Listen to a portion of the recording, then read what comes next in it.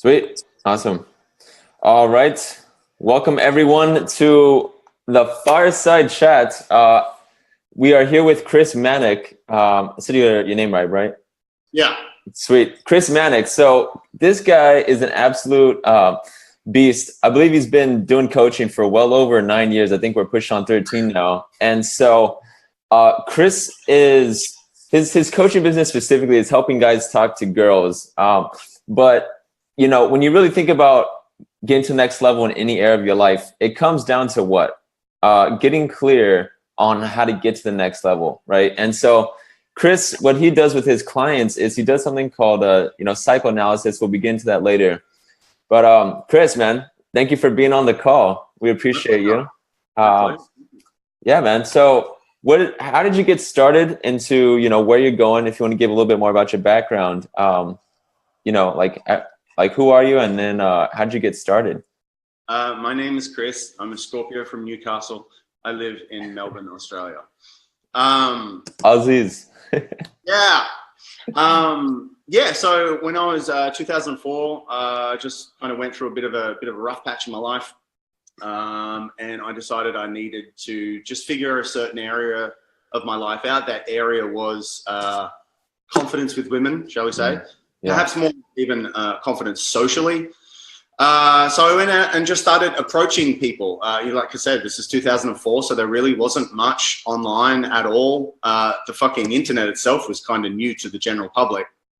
So I didn't really have much to turn to. So I just kind of started going out and started talking to people and just started trying to push myself a little bit each day, each week, trying to be that 5% better each week. And so I did that for a few years myself. I guess I started getting pretty decent at what I do, and people started asking me for coaching back in 2008. So I started coaching as a side business for a couple of years. I used to work in the corporate world, and I was just coaching on weekends. And then in 2010, I started coaching full time. And now I do this shit every day of my life. That's awesome, man. That's so it's almost like a natural flow from your desire to get better. Is that right? Yeah, exactly. Like coaching wasn't, it wasn't the intended outcome. I didn't actually want to coach because this is my hobby. This was something that I enjoyed doing for myself, just going out and, meeting people and stuff.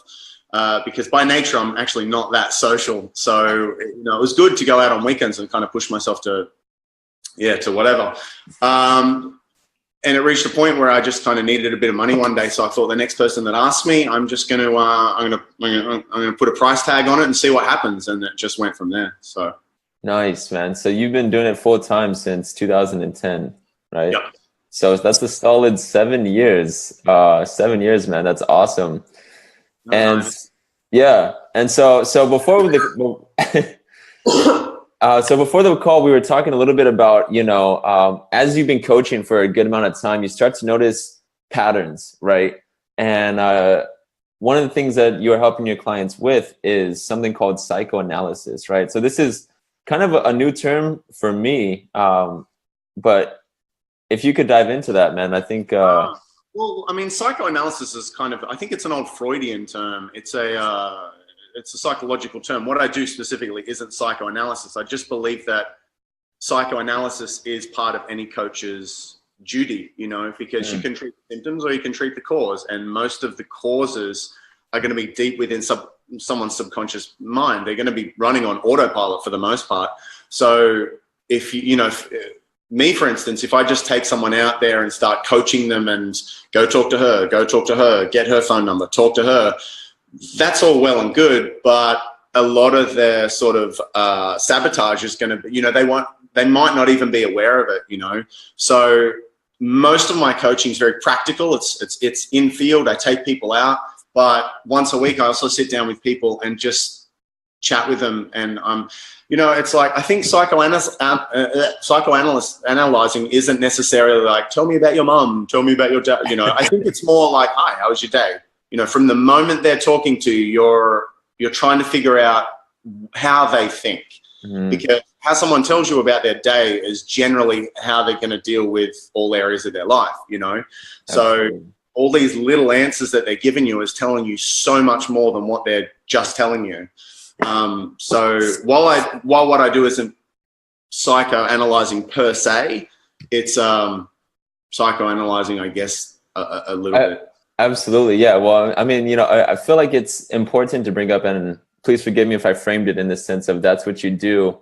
I bring it up though is because I feel that, every single coach, if they were as acutely aware as you are of how people think, in terms of like their clients, of how the clients are thinking, then they can better solve their problems and get to the heart, the cause, as you were saying, of their problems. So, if I was your client, for example, like when we started jumping on the call, like what were some things that you started noticing, say, about me, or some things that you start to look for the second that you start speaking with someone when it comes to this skill? Well, I mean, I just let you talk, because I think what you pick up from someone isn't like, oh, this person's at this place in their life. You just get a feel. So, I'd be like, hey man, how are you? What time is it there in San Diego? Nice. I was at San Diego when I was like 19, so I don't think it really counts because I couldn't even drink, So I'm paying attention to how you're responding. And as I said that, your face went a little red, So I'm picking up already those little cues. And then I'd primarily be interested in what you want from me, because often what people consciously want and subconsciously want are two very different things.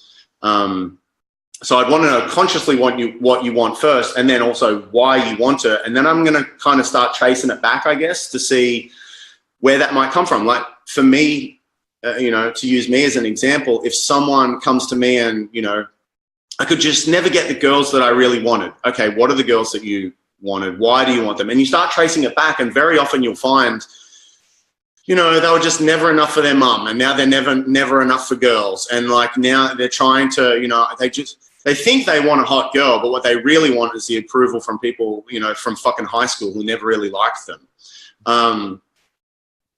So that's kind of what I'd start doing, I guess.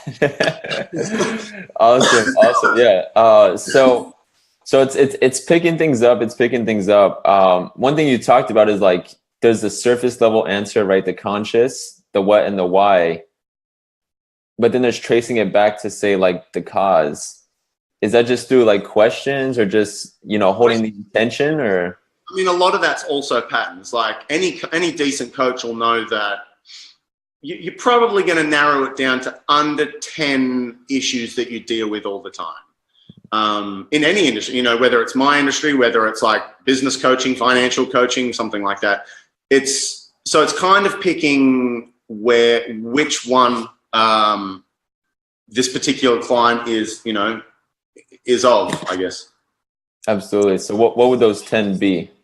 Oh, I don't know. I mean, I know them from my industry. Yeah, sure.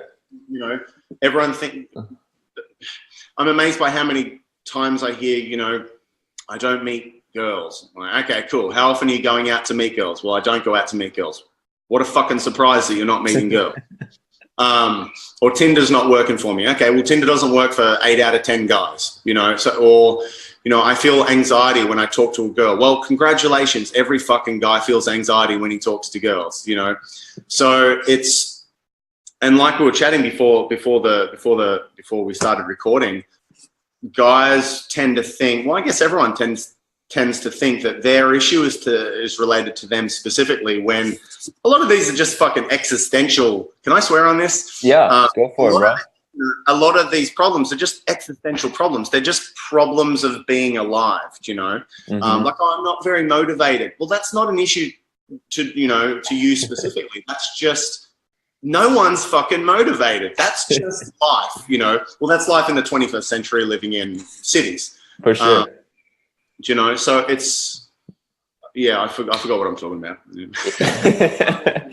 Absolutely. Yeah. Well, we're talking about, people, no one talks about their problems, no one always shares their problems. So when we experience a problem ourselves, we don't realize how many other people have that problem, right? Yeah, which is why as a coach, I really like telling clients my own, like I'm quite moody. So I like letting clients know if I'm in a bitch of a mood, or if I've had a rough day, or if I'm just not feeling on, like if I'm out there in a bar and I'm tired and I'm really struggling, like I'm not trying to put up a facade to my clients. And I think that's why, like, I bond well with clients. Like a lot of my really good friends are past clients, because again, I just think everyone's walking around pretending to be A-okay. Just, you know, people think I complain a lot, and it's like, I'm just trying to be honest about where I'm coming from, you know, as a coach that people look up to.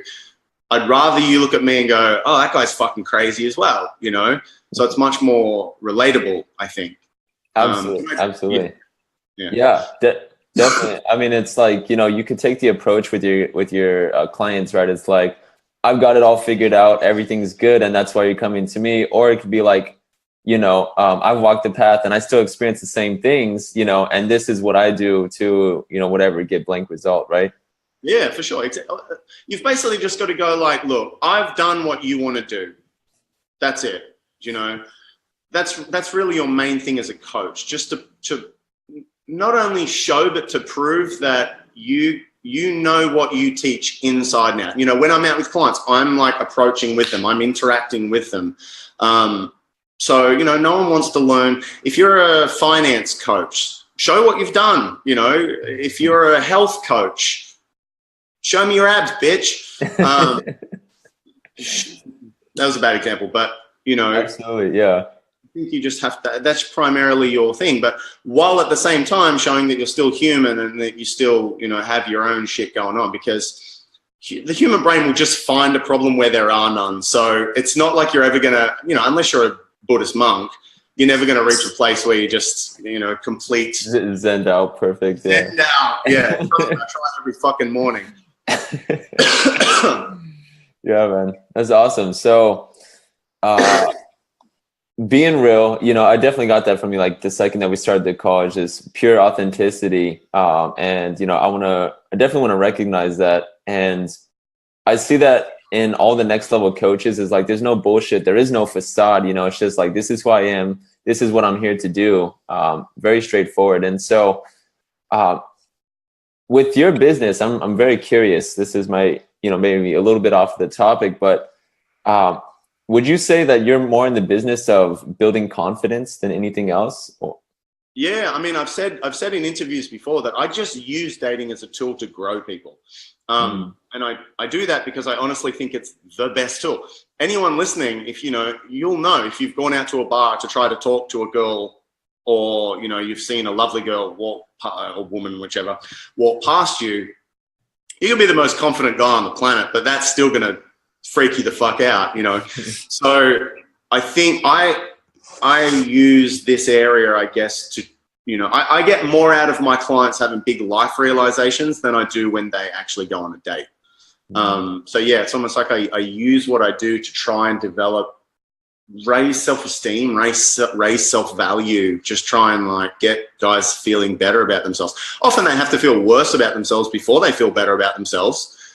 But that's because you got to delve into the heart of darkness in order to, you know, to get beyond a lot of that stuff. Been there myself. I'm sure you've been there. I'm sure any decent coach has been there, you know? Absolutely. Yeah, definitely. You know, I was doing a fireside chat. Thank you for sharing that, by the way. I was doing a fireside chat with two people in the community. And so they do dating as well. I don't think in the same respect as you, because they're more along the lines of like, they help couples come together. But one of the things that they're talking about is, you know, they see relationships as like a mirror, right? So it's like when you are in a relationship or you're going to build a relationship, it's like a reflection of yourself in the sense of you see flaws in someone or you get scared or whatever it is. It's like a direct reflection of where you need to step up and grow. Would you agree with that? Well, yes, for sure. I think the things that piss you off the most about other people are the things that you have little issues with, you know, yourself. You know, I find the guys who, well, she's not hot enough. She's not hot enough. They're the guys that never really kind of feel that themselves. So absolutely, I definitely think they are. Yeah. Okay. Go ahead. Yeah. No, you go. Okay. Yeah. So I was just going to ask you, you know, like, how do you like, say, like that's the case, right? This guy's like, oh, she's not hot enough, I don't want to talk to her or whatever. He has some sort of standard, but that's just a reflection of themselves. How would you encourage them or empower them to make that shift to get to the next level? Just call them out on it.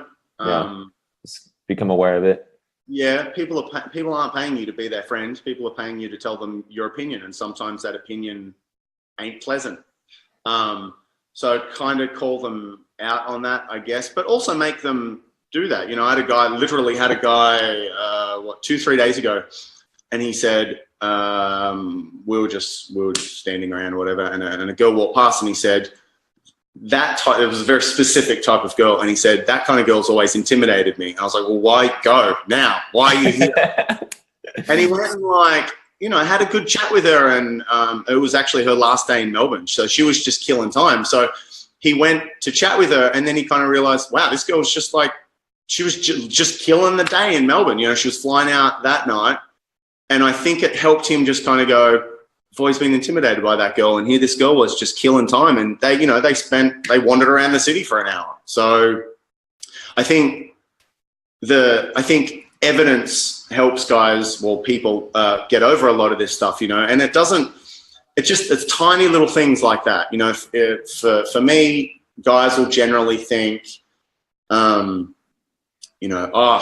women are bitches, or you can't talk to a girl through the day, that's weird, or she'll think you're a creep, all this. And you do it a couple times, and you'll find that people are really quite nice and friendly for the most part, and it just, a little seed is planted, and they're just like, huh. And then, of course, they start thinking, what else have I been wrong about? So I think, just kind of calling people out, giving people your honest opinion, but also letting them gather those small bits of evidence on the way.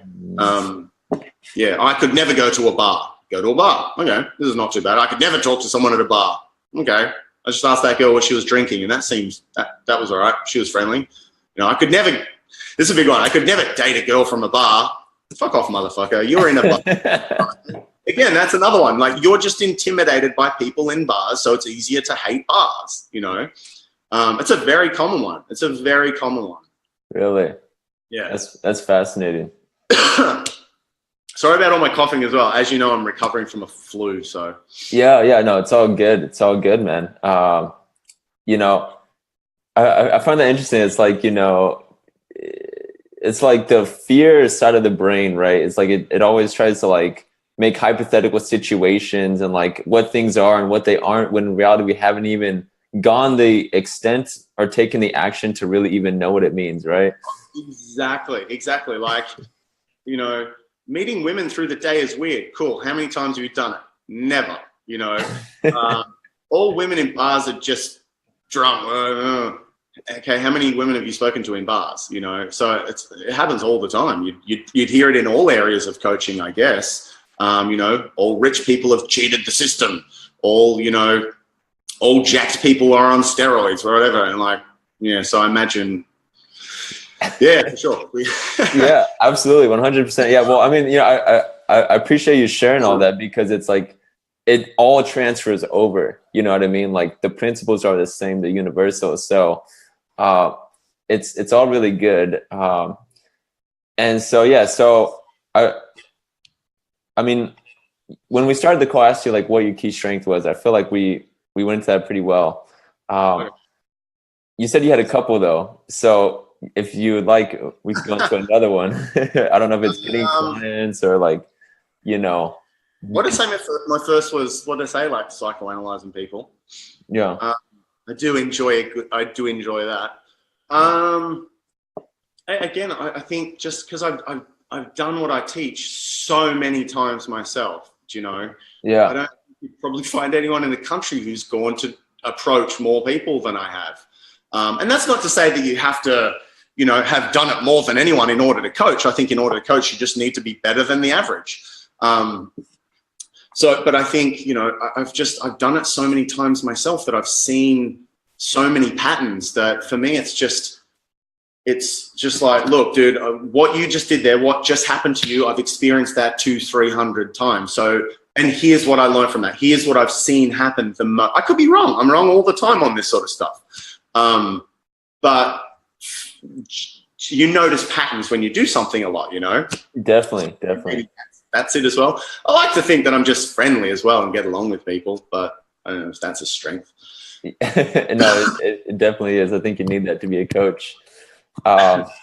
Yeah, man. Well, it's definitely, it's something. It's like, as you get more experience, for sure, you're going to notice patterns. I'm thinking on a scale of like, if a majority of the coaches say they're just starting out, maybe they have like a couple clients, what advice would you give them, right? Like, they haven't been in the game 9, 13 years. They've been in the game 1, 2, 3, maybe 4 years, right? They're doing it. They want to scale.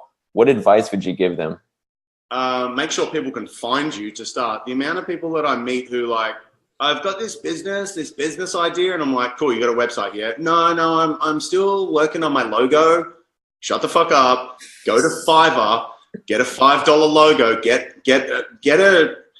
you can buy a domain now. It takes you 5 minutes. You don't worry about $1,000 logo.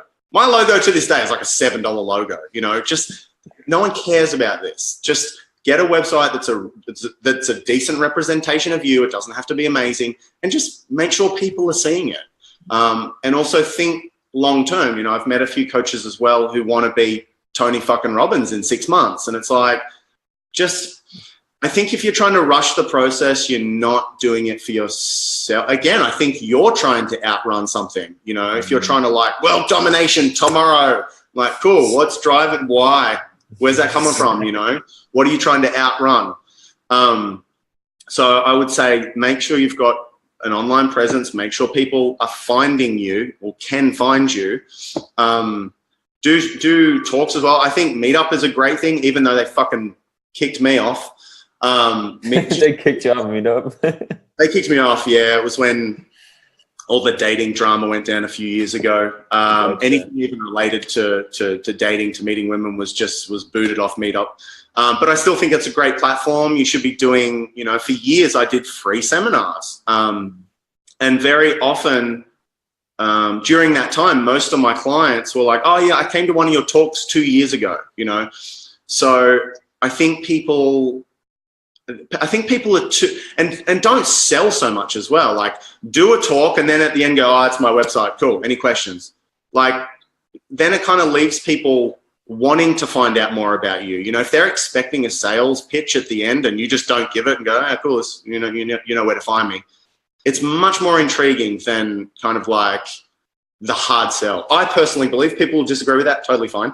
So just get out there, do free talks, always say yes to things, like just chats with people, just say yes to any opportunity that comes up. Get on like Source Bottle, and just for Australian people, and anything that pops up that relates to you, reply and go, oh, hey, I can help you with this. Anything that links to your website, just keep chipping away a little bit at a time and work off a to-do list. This is something that I've done for my entire time coaching. Like, every single day I wake up, I use Wunderlist, the app, and I put 10 things on my to-do list. Now I probably only get 5 or 6 done each day, but I renew that list every day. So I'm just, because by human being, we're not motivated. We're just not motivated creatures, So you've got to, even when you're not motivated, you've got to wake up, you've got to look at your list and go, oh, it's the last thing I want to do, but I know I have to do that. It's top of my list.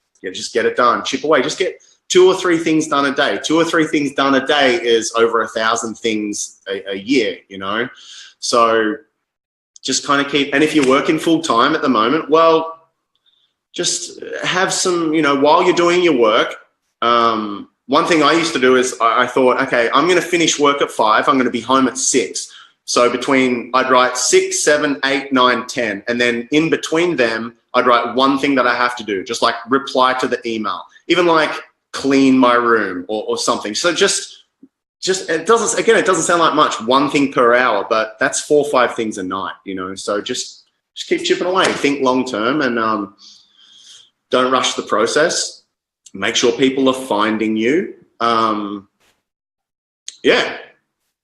That was awesome. That was amazing. No, that was like all really solid stuff. Really good stuff. I feel like we could keep going. So is there anything that you feel like on your heart, or that that you feel that the group needs to hear, just maybe intuitively coming to you right now? I'm not sure what you mean. Okay, yeah. So like, so just take into consideration like the community that we have, right? It's like 800 coaches. There's a group that are crushing it like yourself, you know, and then there's like, you guys are pretty much setting the example, and then there's a lot of coaches who are like the ones that we just described, trying to get to that next level, right? So we talked about closing the gap from, you know, there to where you are.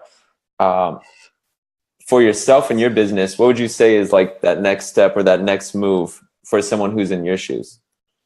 Definitely outsourcing. Definitely, I should have employed people years ago.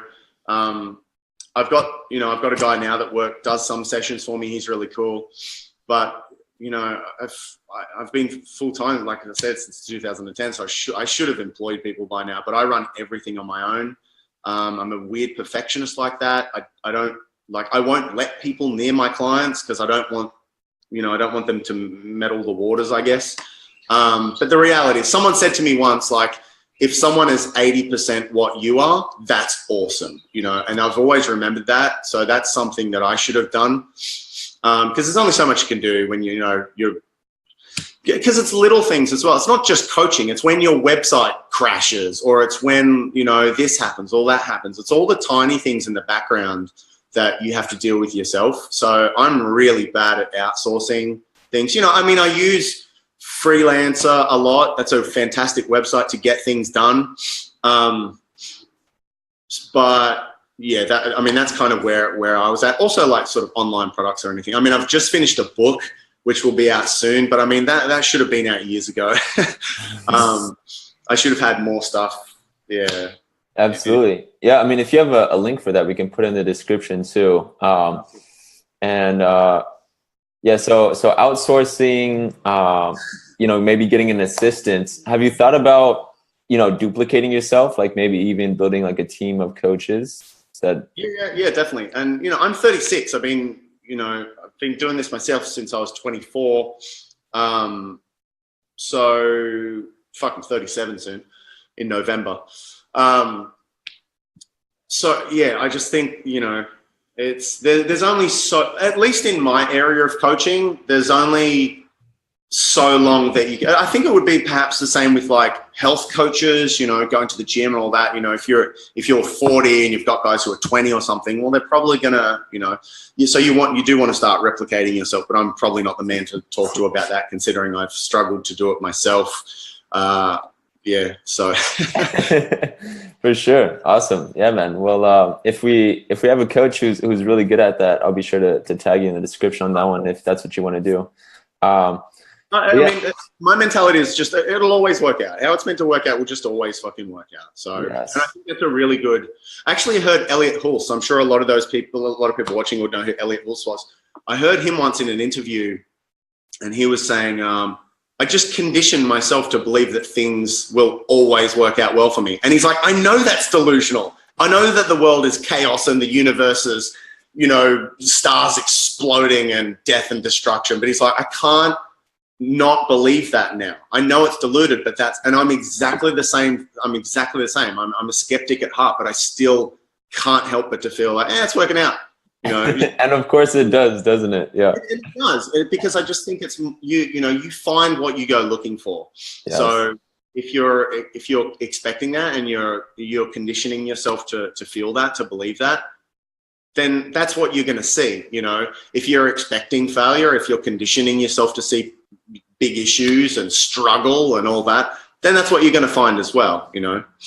Absolutely. Yeah. Mindset, you know, I like to say, or it's not even me, it's like, you know, Tony Robbins, but the whole mindset is 80%, tactics are the 20%, you know? Yeah. So yeah, definitely. When you have those empowering beliefs, it helps you talk to women, it helps you build business, it helps you help more people, whatever the case may be. So yeah, that's awesome, man. Well, thank you so much. You know, thanks for being on the call, brother. We appreciate you. And if you have that link, send it to me. I'll put in the description. Yeah, cool. I'll sort that out soon. Awesome. Sounds good, man. Yes.